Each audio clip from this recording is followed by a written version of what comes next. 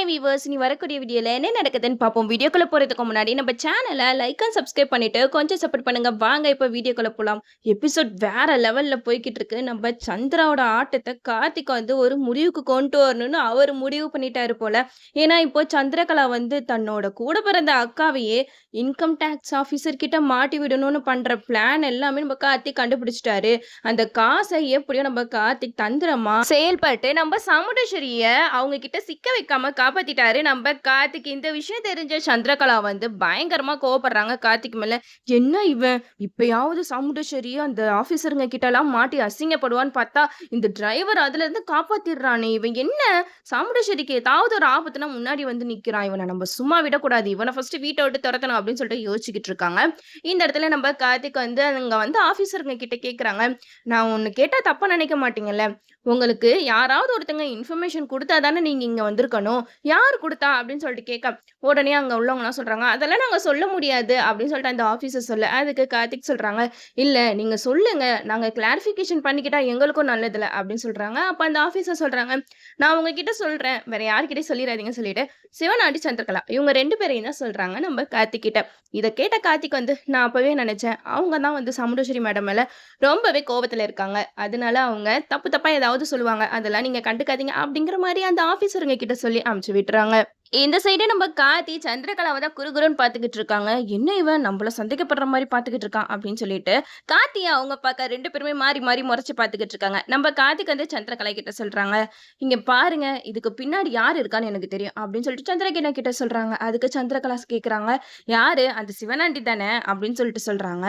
உடனே கார்த்திக் வந்து, அப்பா உங்களுக்கு எவ்வளவு மூளை, சூப்பரா கண்டுபிடிச்சிட்டீங்க அப்படின்னு சொல்லிட்டு கார்த்திக் வந்து சந்திரகலாவை நக்கல் பண்ணி பேசிக்கிட்டு இருக்காங்க.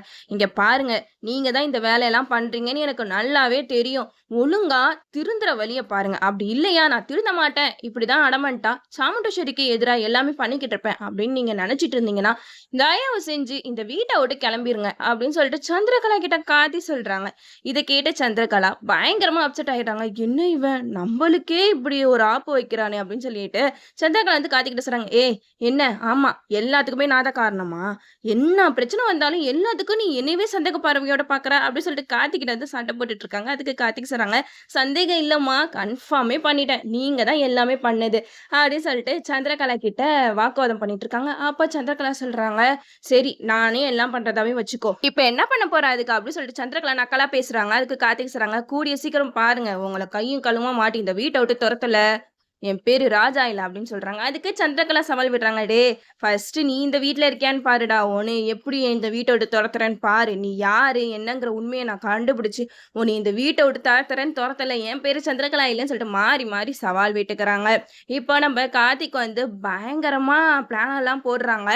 ஏன்னா இந்த சந்திரகலா வந்து கெட்ட எண்ணத்தோட இங்க சுத்திக்கிட்டு இருக்கா, இதுக்கு மேல இவளை விட்டா கண்டிப்பா சாமுண்டேஸ்வரி மேடத்தை ஏதாச்சும் பண்ணிடுவா அப்படின்னு சொல்லிட்டு கார்த்திக் வந்து பயங்கரமா பிளான் பண்ணிக்கிட்டு இருக்கும்போது இந்த சைடு நம்ம சந்திரகலா வந்து சிவனாண்டி கிட்ட பேசுறத நம்ம கார்த்திக் வந்து பார்த்து வீடியோ எடுத்துறாங்க. இந்த ஒரு வீடியோ ஆதாரம் போதும், இதை வச்சு நான் வந்து கண்டிப்பா உங்களை இந்த வீட்டை விட்டு துரத்திடும் அப்படின்னு சொல்லிட்டு கார்த்திக் வந்து முடிவு பண்றாங்க.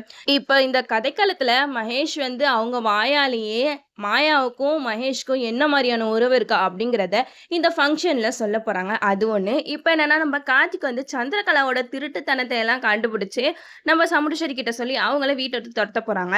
இந்த 2த்துல எது நடந்தாலும் ஹாப்பியா தான் இருக்கும். சீக்கிரமா கார்த்திக் ரேவதி இவங்க 2 பேருமே ஒருத்தவங்க புரிஞ்சுக்கிட்டு சேர்ந்துட்டாலே சூப்பரா இருக்கும். நம்ம சந்திரகலாவுக்கு இதை விட பெரிய அப்பா கார்த்திக் வந்து வைக்கவே முடியாது. நாமளும் என்னெல்லாம் நடக்குதுன்னு வெயிட் பண்ணி பார்ப்போம்.